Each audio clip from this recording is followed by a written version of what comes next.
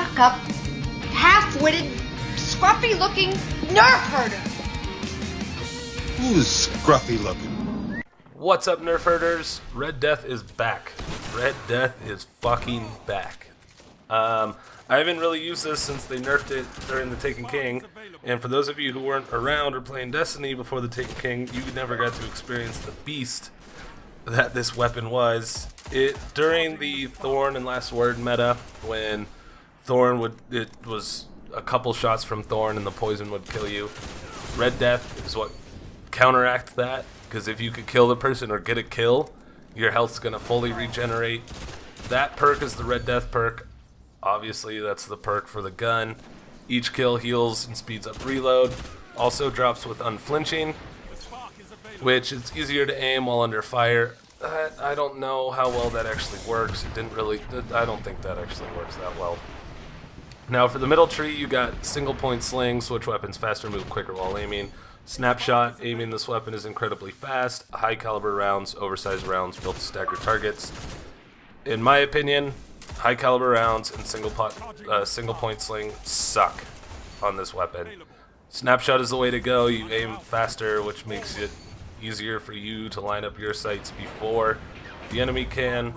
Now as far as muzzles go, it's got field choke, accurized ballistics, and aggressive ballistics. I use field choke because the other ones just, aggressive ballistics, shorter range, more recoil. You don't really want that. So I would use snapshot, and then I also use field choke.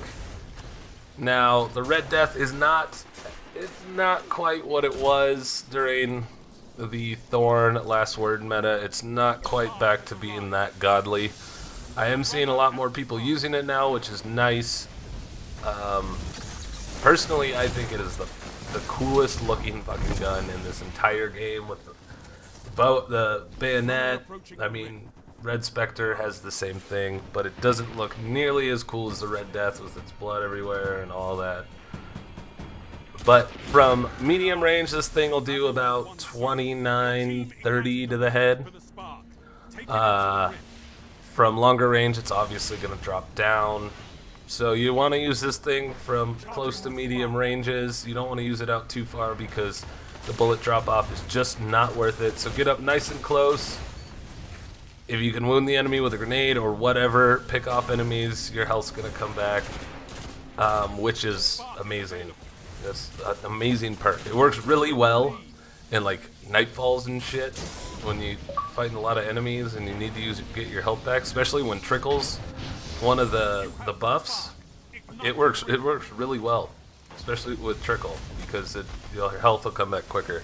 Now this thing is still a 3-shot headshot. Well, it's now a 3-shot headshot ever since the April update, when they buffed hard hitting, high impact pulse rifles like spare change. So now that they've done that buff since the April update, it is back. It is worth using. I highly recommend, if you've never tried it and you have it, or if you haven't picked it up since the Taken King, it's fun. It's back. It's, like I said, it's not nearly as good as it was, but it's still a lot of fun to use. It's a rad looking weapon. Now as for body shots, it'll probably be about 4 to 5 depending on how many of those bullets you actually get to hit. But the review I'm going to actually give this gun is it's fun. I highly recommend you check it out if you haven't ever checked it out, or if you put it away. Like I said, it's a great gun, definitely worth using. But that's going to wrap up the video. Make sure you guys subscribe, like, comment, share, whatever. Let me know what you guys think in the comments down below on how Red Death is treating you, or if you guys think it's overpowered or needs more of a buff. I kind of want it. Nah, I think it's good. It's good where it's at. But anyway, that's gonna end the video. You guys stay scruffy looking. Peace.